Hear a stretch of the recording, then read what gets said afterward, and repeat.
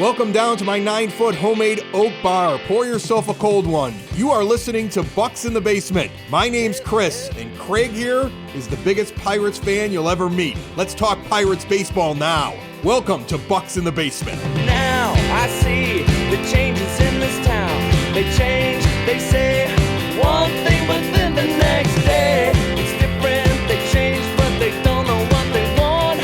All they do is change. Going left, going right, travel day, travel night. That's where we'll go. No excuses, no goodbyes, no one cries, no more lies. We'll never know.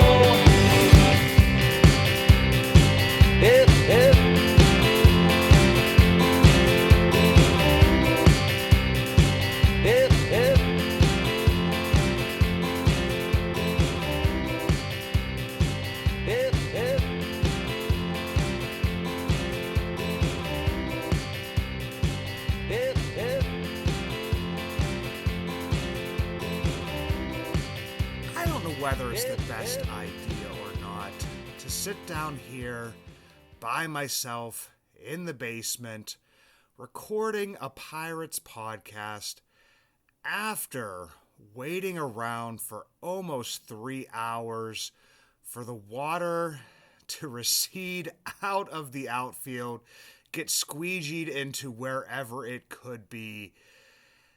Then seeing balls clank off of pretty much everyone's glove, that has become a pattern when Jake Woodford takes the mound for the Pirates.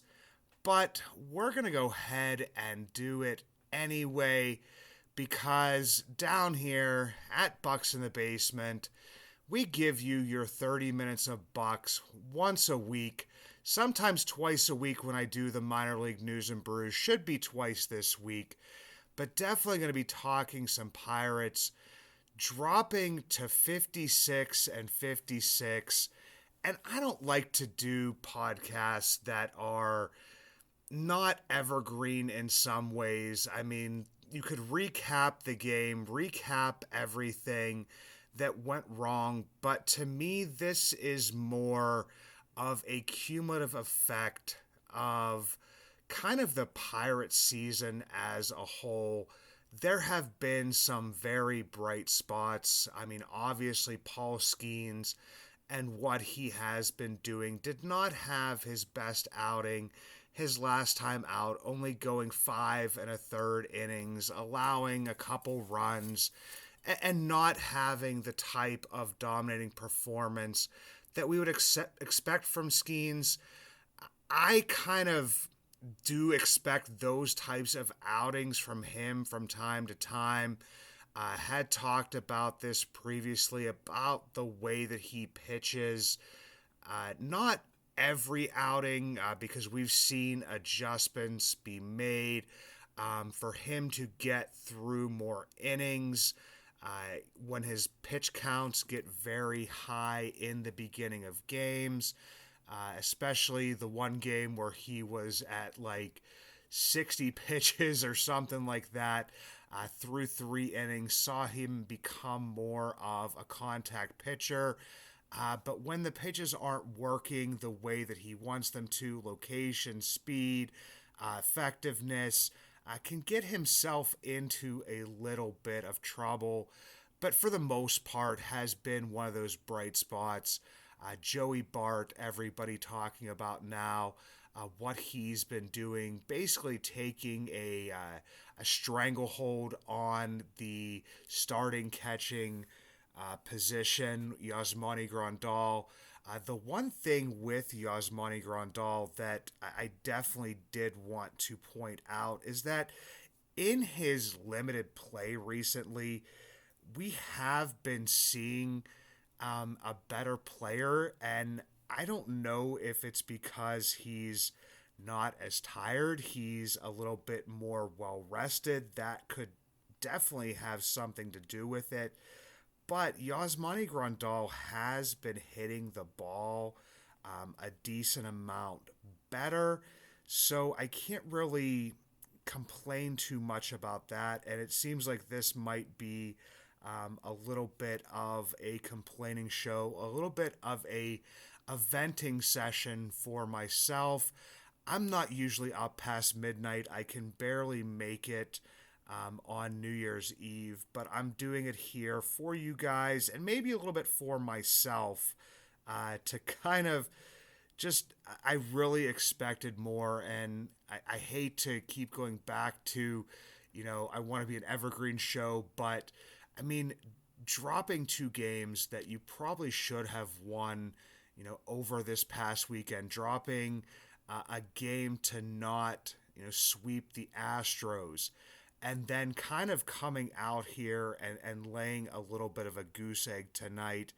But Yasmani Grandal, over his last, and this is like extremely, extremely small sample size, last 20 plate appearances, slashing 300, 364, 550. Even if you take it over his last 30 games, I mean, obviously not great, but 215, 267, 354, not looking too good there. But has been hitting the ball at least a little bit better for a little bit more power.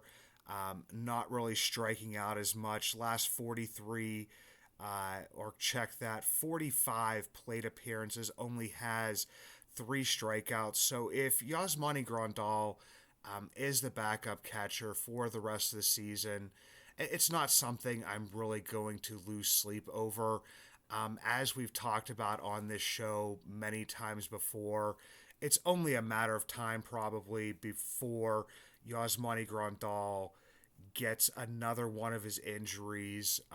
Jason DeLay is who I would call up at this point in time.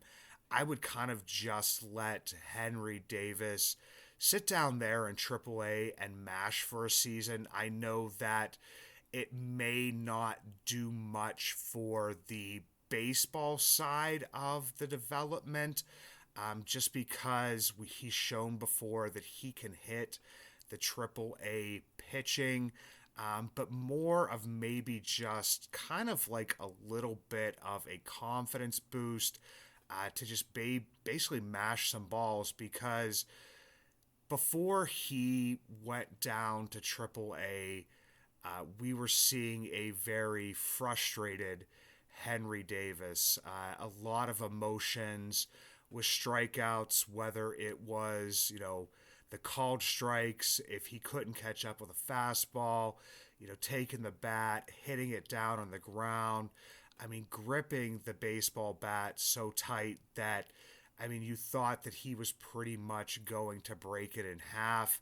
So I don't know if you really want him to come up at this point during the season and then put all of that kind of pressure back on him to a degree, just because if he fails again at the plate, which he may do anyway, I just really don't want to see that hit on the confidence. I don't want to see the frustrated, the try-hard Henry Davis again. And Jason DeLay is a fine backup, and he's a guy that, it would make a fine backup moving forward if there would be that decision to ultimately move Henry, off of the catching position, more of a DH position. I've seen first base. Don't know how the mobility would work out there. It's not just as easy as saying, okay, when we were in Little League, the tallest kid or sometimes the most unathletic kid would go from catcher to first base. And I'm talking about that from experience because I was that kid. I'm not really making fun of any of those kids. If anything, I'm making fun of myself. And I don't want to turn this into a, debate about Henry Davis's development. It's more about kind of the development as a team under Ben Cherington. And yes, there were some moves that were made during this most recent trade deadline. I thought with most of, Ben Cherington's moves as, general manager of the Pittsburgh Pirates since he's taken over, trades and acquisitions that for the most part, outside of, I kind of look towards like maybe the Josh Bell trade for Will Crowe, and Eddie Yean. Eddie Yean still with this, with the club in the system. Will Crowe has moved on. Saw some flashes from Will Crowe when he was the full-time starter. Thought that we could see some more flashes from him, in a bullpen role. Didn't really work out.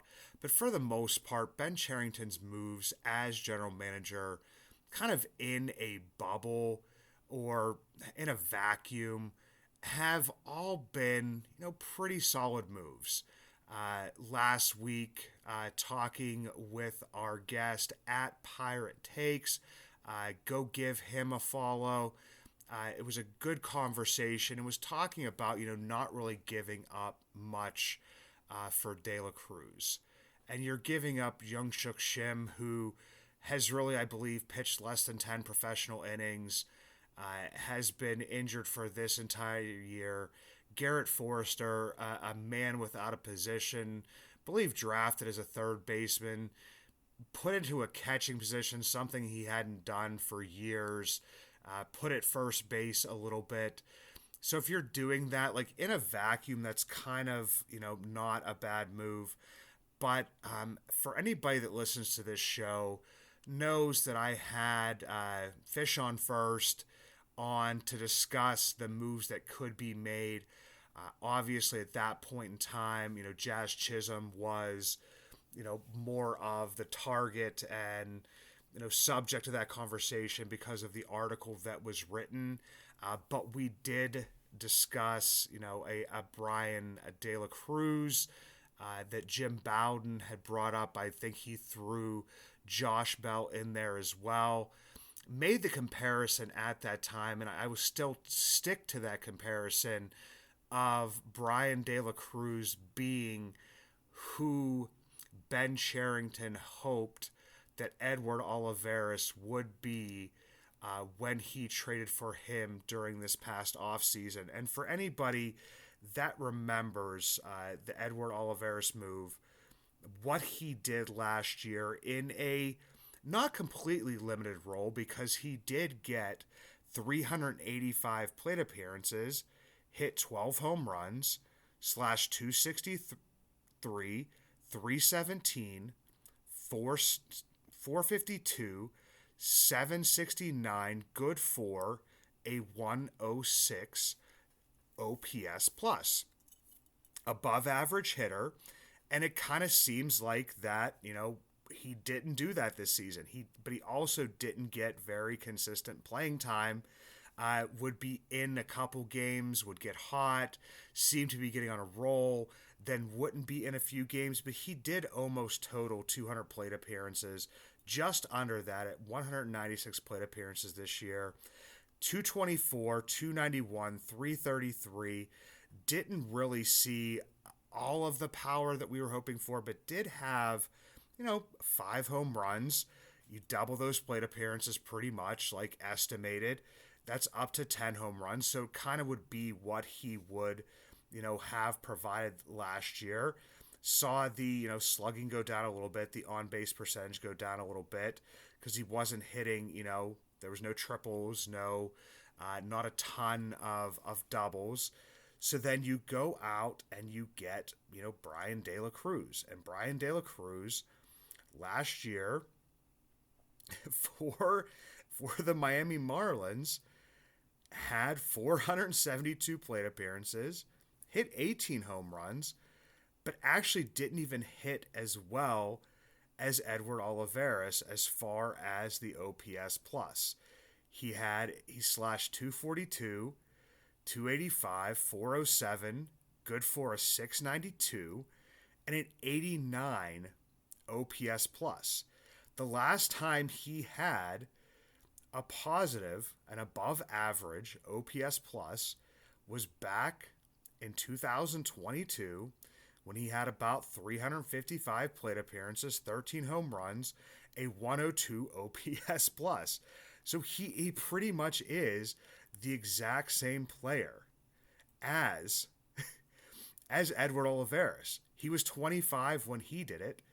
Edward Olivares last year was 27. So, I mean, they're right around the same player. And it just really frustrated me tonight when I was looking at the game and I look up at the screen and I see, Brian De La Cruz with an OPS under 700. And I know that like 700, the OPS pluses change because the average OPS in Major League Baseball changes from year to year. But here at Bucks in the Basement, we have always used, 700. If your OPS is above 700, you can be, a regular player on our baseball team. And I see his OPS below 700, and it kind of almost set me into a rage because, yes, he upgraded the position, which is, if you're putting him in right field, which is where he is best defensively. I mean, he's not great. He's a little bit below average there, but he's not as terrible as he is if you would put him in left field, where I think his defensive run save was somewhere around like -16 as opposed to -1 for his career in right field. And it's better than like kind of Connor Joe has been playing, but you get a guy who comes in here and it's not even that he only has 3 hits in whatever it would be. Like, I think it's 24 plate appearances at the time of this recording for the Pirates. It's because you went out and got a below league average hitter. And that was one of your major acquisitions. And that's not putting like the Isaiah or kind of Falefa, trade, to the side or whatever, because I actually really like that one. It's not that I disliked the Brian De La Cruz trade. It's not one that I would have made. It's one that I kind of talked against before it was made. But like I said, in a vacuum, you can look at it and say, okay, that's not that bad of a trade. But like, what kind of player are you actually getting, especially when you have to look at the holes within your lineup and kind of fill those holes? And to me, the biggest hole that was in the lineup was in center field. And tonight, as I'm recording, it's actually like at this point in time, maybe last night when the play was made, is that because it's this morning when I'm recording, like I said, I'm up late, I'm rambling a little bit, you're getting a little bit of a venting thing here, but you have Ji-Hwan Bae out there, a man who technically and it just cannot play center field. You've tried to make him a center fielder. He was brought up as a middle infielder, wasn't really great as a middle infielder, showed the athleticism to be able to possibly switch to center field. Always talk about, you get those athletic middle infielders, you have the ability to possibly move them, to an outfield position, but it's not a guarantee. It's not like guys can automatically go out there and know how to read the ball off of the bat because of the spins that they have. I mean, a ball coming to left field will look completely different than a ball coming to center field, to right field. But you look at his natural ability and you can see, okay, we may be able to turn him into a center fielder. And then twice tonight, once on the one coming in, which I don't know how you don't call that an error, and that's one thing that I don't understand in baseball right here. There's going to be a lot of sidebars in this conversation here, guys. 2 things I don't understand is, number one, I don't understand what an error is anymore, and those could be changed to errors. I follow somebody on X or Twitter that is like that updates those. It's like the record updates. So some of these could be changed to errors. To me, in baseball, the ball hits your glove.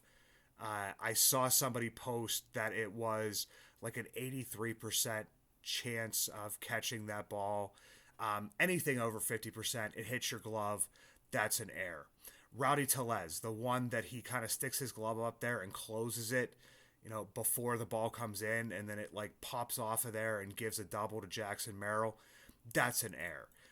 Did not see any errors on the board from the scorekeepers at PNC Park tonight, but that's neither here nor there. The biggest thing for me right now is your biggest need on this team was a center fielder.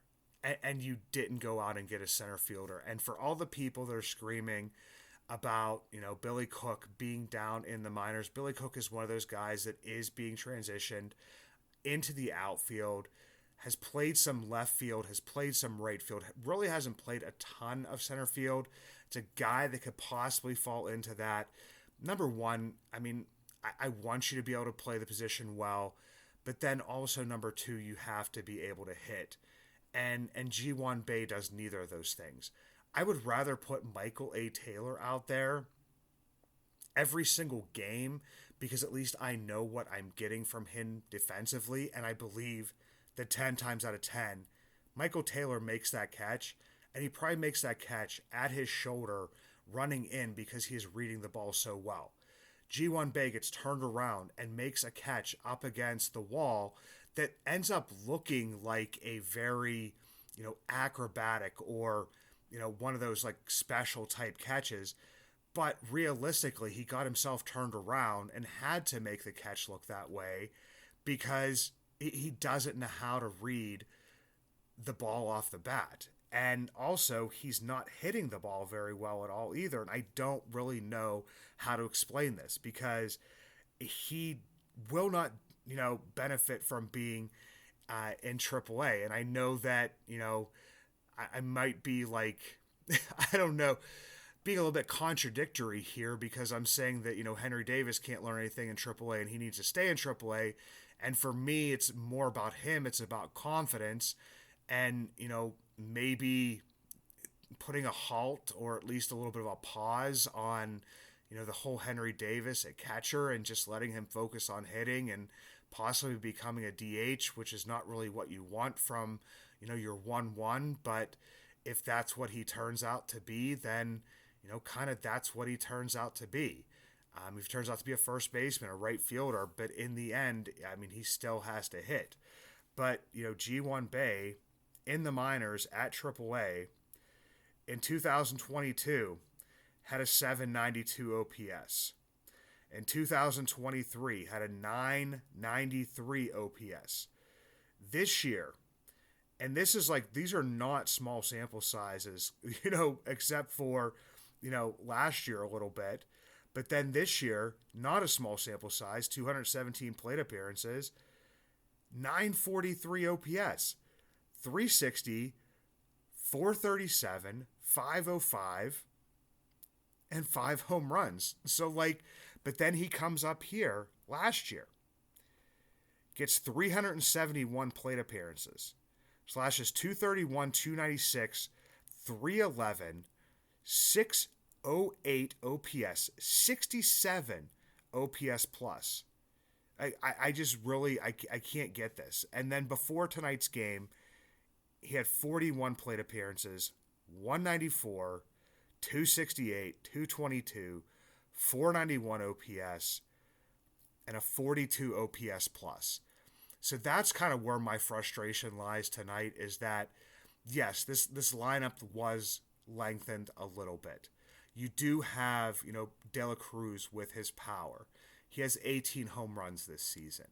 You want to see a little bit more of that pop. You are going to get a ton of those strikeouts. You're going to get a guy that can't play the field all that well, but should provide you some power. You get Isaiah Kiner-Falefa, a guy who can play all over and can play, if not Gold Glove defense at multiple positions, pretty much near it. At least I would say, at third base and at second base, and doesn't play a bad shortstop. Can play first base in a pinch, can put him in the outfield in a pinch. He's just a guy that can play everywhere and is having one of his best offensive seasons. You have the revelation that is Joey Bart that is kind of extending that lineup a little bit when he's in there just because he has been hitting so well. But you are still left with way too many holes in this lineup. Brian Reynolds has a bad game. Who picks that up? Rowdy Tellez has a bad game. Who picks that up? Joey Bart has a bad game. Who picks that up? And I know that you're not going to have like a murderer's row of, just 1 through 9 of guys with an over 800 OPS, something that I believe the Atlanta Braves at some point in time during this last season, in 2023, did have that. But you do need to have a little bit more competency kind of at the plate and a little bit more of a guy that's just going to provide either pop and great defense or a guy that can provide on base and average and good defense in center field. The middle one, that one where you're having the guy who hits for pop and, plays good defense is very hard to find. But I don't know. That's just kind of where my mind is at right now. I mean, Bryan Reynolds has been hitting great. Rowdy Tellez has been hitting great. Really, kind of carrying the team to a degree. But you don't have, I don't believe in this lineup, a hitter. And it's something that, we talked about like this entire offseason, is having a hitter that teams are afraid of and fear and that can turn the game around, with just one swing of the bat. And I guess for the Pirates, they may be envisioning that being Oneil Cruz. And before people get like just irate and enraged about, Oneil Cruz not being in there against a righty tonight, he's a lefty, he should be in there, different stuff. I mean, it was mentioned during the broadcast that he was feeling some sort of sickness or feeling under the weather. So hopefully that's just what it is and he'll be back on the field.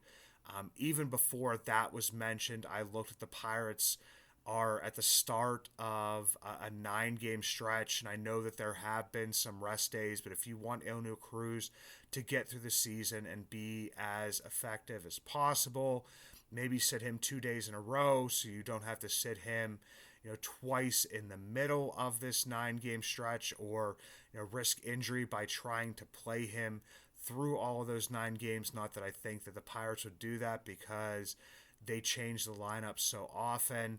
But, I mean, maybe you're hoping that Oneil Cruz is that guy.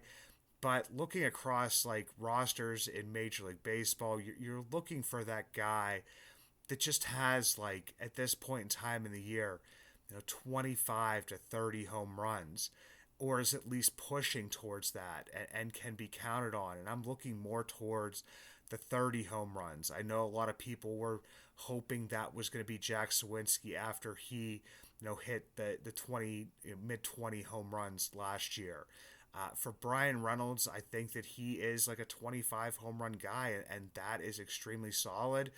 But it's just not kind of like that, that big bopper in the middle of the lineup. So there's definitely some holes. Ke'Bryan Hayes, I mean, I don't want to go on this rant, don't want to go on this tangent again, but the man has a bad back.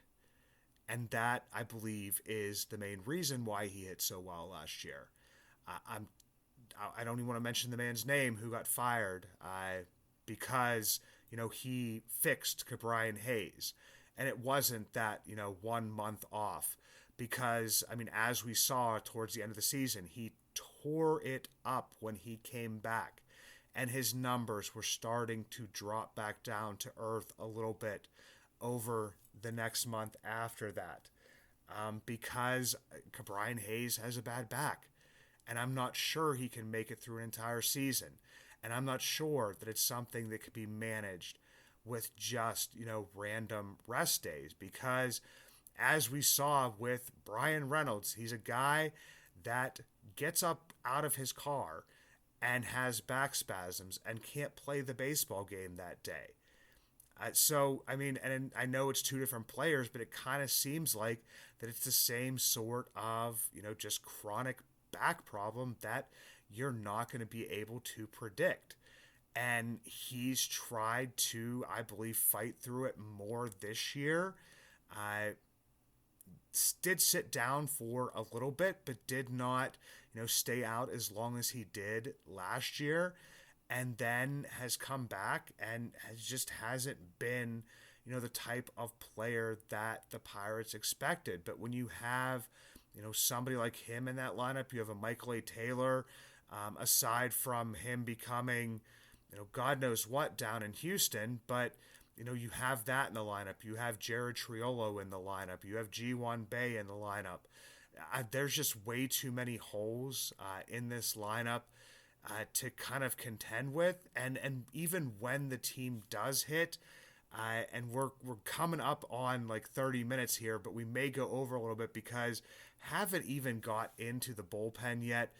And the crazy thing to me here is that I was looking at some stats the other day, and by the other day, it was probably earlier today or the day before. But like I said, guys, I don't stay up after midnight very often, so I might be a little bit delirious. But I did look that since July 1st, the Pirates' offense is ranked 19th in Major League Baseball according to Fangraphs WRC+. They had an above average WRC+, a 102, since July 1st. We've seen the pitching staff, which was for the longest time ranked in the top 5 in Major League Baseball on Fangraphs. And since July 1st, actually the bullpen has been the 12th best bullpen in Major League Baseball. The starting rotation has been the 10th best, and then the pitching staff as a whole is sitting right around 11th. So that's the other thing, is that the pitching, hasn't been as great as it was, for at least the first few months of the season. And not that it's been bad, but it just hasn't been as consistent. Jared Jones being out for a while has a lot to do with that. Bailey Falter, being injured and then going on the IL, has a lot to do with that. But also just inconsistent performances from Martin Perez before he left. You don't know what to expect from Marco Gonzalez. Just because you don't know what to expect in his performance and how long he can go. And my dear God, can we not have to deal with bullpen fatigue, because we already are at this point in time, especially after, Mitch Keller having to have his game shortened due to, another rain delay that was longer than it should have been. Paul Skeens, and not anything against Paul Skeens, but you were probably expecting at least 6, if not, hoping for 7 innings from him, only getting, that 5 1/3 innings. Now you get a rain delay after 1.5 innings. You only get, 2 innings of Bailey Falter. Then you have another bullpen game where you have to use, Kyle Nicholas, who's a guy that, has been stretched out a little bit more at times during his career, so can maybe, handle the higher pitch count a little bit more, because the only other person that you may have in your bullpen that can do that isn't in your bullpen anymore, because that's Luis Ortiz, and he is now a starter. It's just getting tough here at the end of the season, and I know a lot of this is probably just frustration. We could go out and win the next 2, and then it's, right back at it. But, that's not something that, I'm expecting to happen at this point in time. If it does, obviously I will be jubilant. I will be absolutely excited. But just kind of riding the roller coaster and riding the waves of what has been a exciting Pirate season at times, and after games like tonight, extremely frustrating, depressing, and I don't know, just makes me tired, cranky, and angry, so I'm gonna go to bed.